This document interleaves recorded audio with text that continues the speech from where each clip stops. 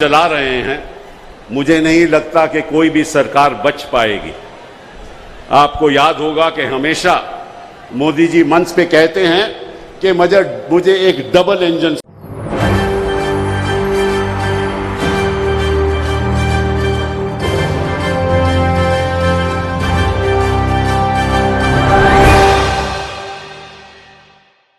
नमस्कार, SPN9 news देख रहे हैं आप। आपके साथ मैं हूं मानसी जायसवाल।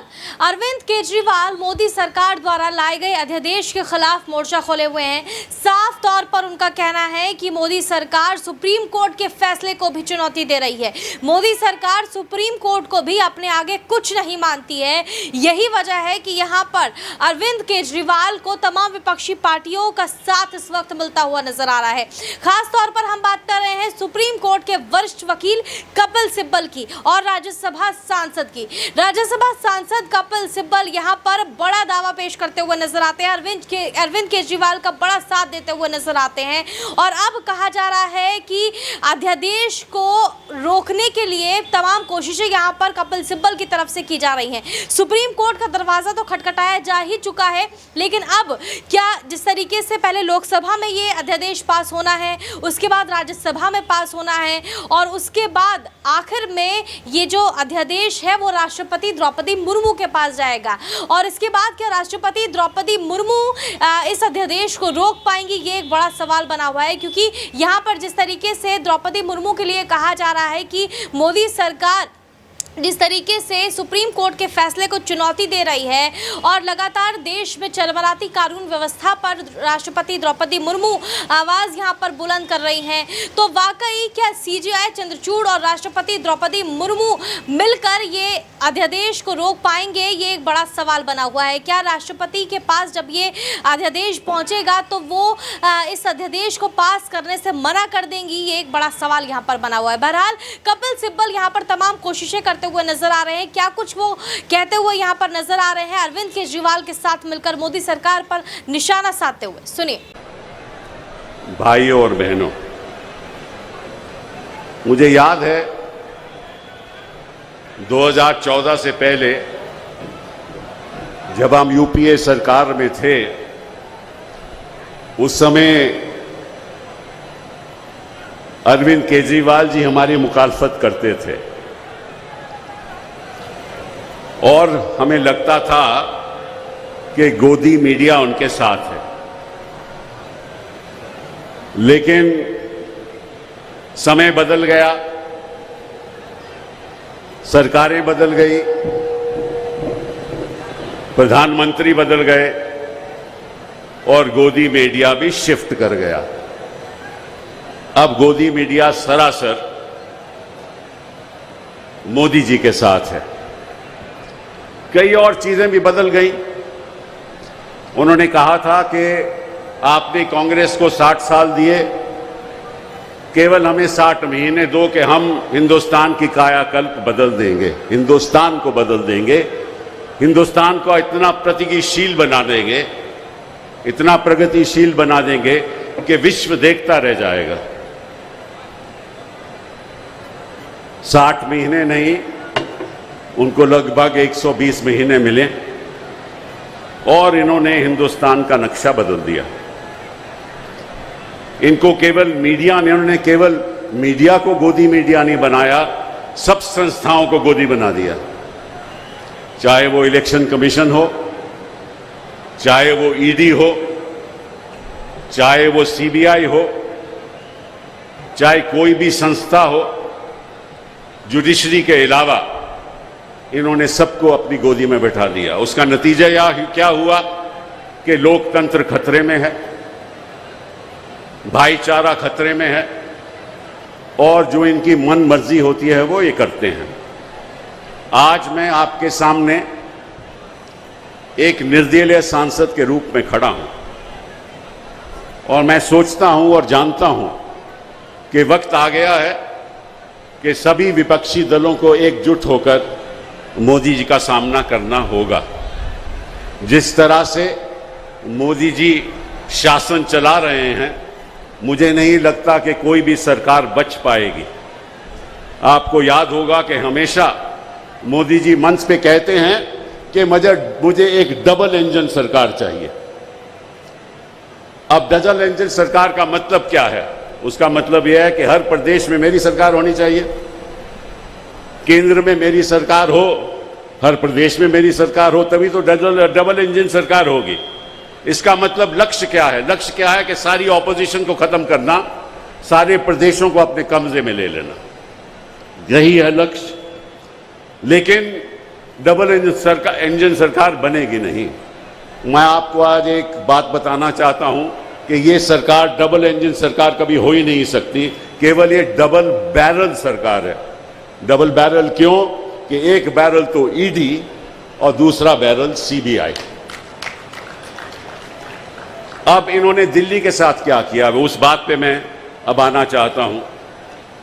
आपने मुख्यमंत्री जी को चुना, दिल्ली सरकार में इतनी बहुमत के साथ आम आदमी पार्टी आई, लेकिन जब से आम आदमी पार्टी यहां शासन कर रही है, तब से इनका इरादा यह है कि किसी तरीके से इस शासन को चलने ना दो।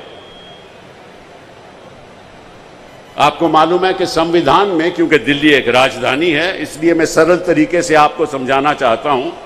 मैं कोई कानूनी बात नहीं करूंगा, लेकिन ऐसी बात करूंगा जो आप लोगों को समझ आए। संविधान हमारा यह कहता है कि 3 चीजें केंद्र सरकार के हक में होंगी, जिसके बारे में राज्य सरकार जो है, जो केजरीवाल की सरकार है, उसमें दखल अंदाजी नहीं हो सकती। पहला तो जमीन, लैंड। ये क्यों? क्योंकि अगर दिल्ली जो हमारी राजधानी है, वहां एक डेवलपमेंट होगी और किस तरह से मकान बनेंगे, किस तरह से इमारतें बनेगी, तो उसका सारा पावर जो है वो केंद्र सरकार को है, वो सही भी है। दूसरा, पुलिस। यहां कोई दंगे हो जाएं, यहां कोई फसाद हो जाए, तो क्योंकि राजधानी है, पुलिस की पावर भी केंद्र सरकार को होगी। और तीसरा, पब्लिक ऑर्डर, जिसको हम कहते हैं सार्वजनिक व्यवस्था। जहां तक पब्लिक ऑर्डर का भी सवाल है, वो भी पावर केंद्र सरकार को होगी। इसके अलावा कोई पावर केंद्र सरकार को नहीं होगी। केंद्र सरकार का हमेशा यह प्रयास रहा है कि किसी तरीके से भी सारी पावर खुद में समेट लें और जो आपकी चुनी हुई सरकार है उसको जीरो बना लें। हमेशा से ये इनका लक्ष्य रहा है। लेकिन जनता इनके साथ है, जनता भाजपा के साथ नहीं है, जनता मोदी जी के साथ नहीं है, जनता के अरविंद केजरीवाल के साथ है। ये बात इनको गले में अटकी हुई है। तो इन्होंने क्या किया? इन्होंने केस कर दिया सुप्रीम कोर्ट में और ये कहने लगे कि जो भी ब्यूरोक्रेट हैं, जो भी अधिकारी हैं, वो भी हम चुनेंगे और जो हम कहेंगे वो करेंगे। तो मैं मोदी जी से पूछना चाहता हूं कि आपने फिर दिल्ली को एक लेजिस्लेटिव असेंबली क्यों दी? अगर आपने सारी पावर ही अपने हाथ में रखनी है, तो फिर आप इसको यूनियन टेरिटरी की तरह चलाना चाहते हो। आपको मालूम है कि चंडीगढ़ यूनियन टेरिटरी है, आपको मालूम है कि कई ऐसी जगह हिंदुस्तान में है जो यूनियन टेरिटरी रही हैं और वहां कोई असेंबली नहीं है। असेंबली बनाने का मतलब क्या था? असेंबली बनाने का यही मतलब था ना कि जो लोग चाहें वही काम हो। लेकिन यहां लगता है कि जो मोदी जी चाहते हैं वही काम होना चाहिए। ये तो ना तो जनता को स्वीकार होगा, ना हमारे लोगों को स्वीकार होगा, ना हमारी देश की जनता को स्वीकार होगा। तो इन्होंने बड़ा प्रयास किया, सुप्रीम कोर्ट में मामला गया। पहले 5 जजेस ने फैसला किया, उसके बाद दोबारा फैसला हुआ, दोबारा 5 जजेस का फैसला हुआ और इन्होंने कोशिश ये की कि लेफ्टिनेंट गवर्नर को द्वारा जो भी, देखिए किसी भी मंत्री के नीचे एक सेक्रेटरी होता है, जो भी मंत्री और जो भी सरकार के फैसले होते हैं उन फैसलों का पालन सेक्रेटरी को करना पड़ता है। लेकिन इन्होंने ये तय कर लिया कि सेक्रेटरी भी हम बनाएंगे और जो हम कहेंगे वो सेक्रेटरी करेगा, लेकिन मंत्री का कहना नहीं मानेगा। इन्होंने ये कोर्ट के सामने रखा। कोर्ट ने कहा ये असंवैधानिक है, ये गलत है, क्योंकि फिर इलेक्टेड गवर्नमेंट का लेजिस्लेटिव असेंबली का, मंत्रिमंडल का फायदा ही क्या है? अगर सारी चीजें आप ही ने करनी है तो फिर आपने चुनाव क्यों कराया? तो सुप्रीम कोर्ट ने यह फैसला दिया कि जहां तक अधिकारियों का सवाल है, जहां तक सेक्रेटरी होम का सवाल है, प्रिंसिपल सेक्रेटरी का सवाल है, सेक्रेटरी टू डिपार्टमेंट का सवाल है, वो सेक्रेटरी, सुप्रीम कोर्ट ने कहा केवल रिस्पॉन्सिबिलिटी उनकी मंत्रिमंडल को होगी। मतलब कि जो मंत्रिमंडल कहेगा, जो मंत्री कहेगा, उसका पालन उनको करना पड़ेगा। यह फैसला हो गया। ये 11 मई 2023 को यह फैसला सुप्रीम कोर्ट ने सुनाया। और फिर इन्होंने क्या किया? इन्होंने 19 मई को एक अध्यादेश जारी कर दिया। उस अध्यादेश के अंतर्गत इन्होंने कहा कि चाहे जो सुप्रीम कोर्ट ने कहा हो, जो सुप्रीम को कहा हो, हम जो national capital territory of Delhi का जो एक्ट है 1991 का, उसमें संशोधन करते हैं और उसके अंतर्गत हम एक कमेटी का गठन बनाते हैं। एक कमेटी में कौन होगा? एक तो मुख्यमंत्री जी चेयरमैन होंगे, उसके साथ प्रिंसिपल सेक्रेटरी होम होंगे और उसके साथ चीफ सेक्रेटरी होंगे। और साथ में कानून में यह कह दिया कि जो फैसले होंगे अगर आम सहमति से नहीं होते तो मेजॉरिटी से फैसले होंगे, और अगर मेजॉरिटी से फैसले होंगे तो दो तो वहां ब्यूरोक्रेट हैं, एक प्रिंसिपल होम सेक्रेटरी और एक चीफ सेक्रेटरी। वो किसके ब्यूरोक्रेट हैं? वो केंद्र सरकार के ब्यूरोक्रेट हैं। तो इसका मतलब क्या हुआ कि दो लोग जो इस कमेटी में शामिल हैं, उनका फैसला चुनी हुई सरकार के खिलाफ भी हो। तो सुना आपने किस तरीके से यहाँ पर कपिल सिब्बल बड़ा हमला बोलते हुए नजर आ रहे हैं। तो क्या वाकई यहाँ पर राष्ट्रपति द्रौपदी मुर्मू कोई बड़ा फैसला लेती हुई नजर आएंगी और मोदी सरकार को सुप्रीम कोर्ट से भी बड़ा झटका लगेगा? आप इस सभी मामलों पर क्या सोचते हैं, हमें कमेंट करके जरूर बताएं। देश और दुनिया की तमाम बड़ी खबरों के लिए देखते रहिए SPN 9 न्यूज।